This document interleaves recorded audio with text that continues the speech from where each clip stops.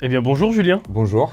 On se tutoie, on se vous voit? On se tutoie, non? Allez, moi je suis chaud, on peut se tutoyer. Eh ben bonjour Théo alors. Merci de nous accueillir ici. On est dans le studio que tu occupes avec ta deuxième casquette. Avec ma casquette de musicien Ouais. et d'interprète surtout, parce que je travaille avec un compositeur qui s'appelle Jérôme. On dit Julot. Julot. On dit Julot, c'est mon surnom, Julot, depuis toujours. Je te vois. C'est moi le chat. Bah oui, Popsicoman, ça va être le titre de mon album. C'est aussi le titre d'un single qui est déjà sorti et qui raconte en fait l'histoire d'un passionné de pop qui n'a même pas choisi en fait, qui est tombé dedans quand il était petit. D'ailleurs, Popsicoman, chaque couplet commence par depuis que je suis tout petit. Parce qu'en fait, c'est ça l'idée, c'est de raconter un peu cette addiction à l'univers de la pop. Trois petits cochons pendus au plafond, un qui pue, un qui pète, un qui sent la cigarette. Direction l'hôpital, opération du trou de balle. J'accueille vraiment comme une bonne chose cette espèce de pop autour de laquelle on peut tous venir se raccrocher, cette espèce de culture commune, collective. Ouais. Et Popsicoman, c'est un peu ça, c'est pop, c'est un peu psycho, et c'est un man, parce que voilà, en termes génétiques. Toi, tu me plais, oui, toi, tu me plais. Mais un peu psycho aussi, parce que c'est un peu une addiction folle à tout cet univers. Pour moi, la musique, c'était un rêve. Voilà. C'était une bulle fantasmagorique. Que je l'ai toujours vécu comme ça, mais ça ne me plaisait pas que ce soit un rêve. J'aurais préféré que ce soit la réalité, mais pour moi, c'était toujours loin. Mais par contre, c'était toujours le rêve, il était présent dès le début. Un rêve, une envie que tu as enterrée, laissée de côté. On se dit souvent que c'est trop tard, je suis trop vieux, je suis pas légitime. Par exemple, dans l'album, il y a une reprise de Niagara, Quand la ville dort.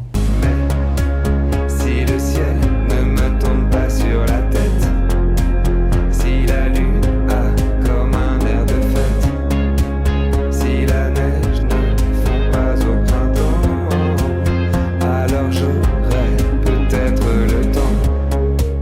Niagara, pour moi, c'est quand je suis gamin et que j'écoute la radio et qu'il y a Niagara, ou Rita Mitsuko, ou Prince, parce que c'est des choses que je cite régulièrement, c'est en même temps, je trouve, une créativité formidable, des sons qui réunissent tout le monde, des artistes qui donnent envie qu'on les serre dans nos bras.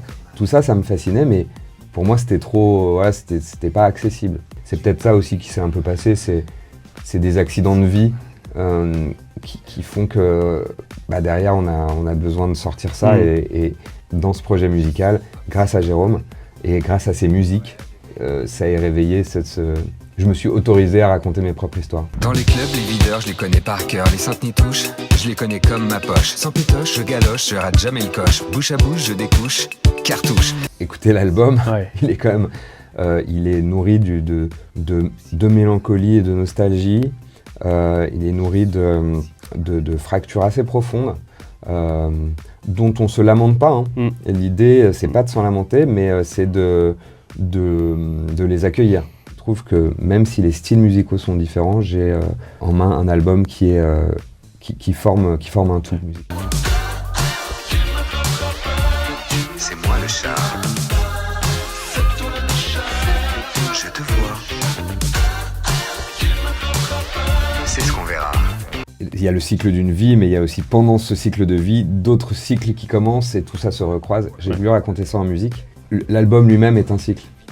Donc il commence comme ça, il y a des interludes qui viennent nous rappeler que finalement, on est dans ce cycle de vie. Et on se pose tous les 2-3 morceaux pour revenir à qui on est, revenir à notre essence d'humain mortel. En live, ça marche bien.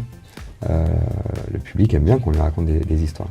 Donc on a envie de continuer un peu, et en même temps, on n'est pas non plus, on n'a pas 20 ans, quoi.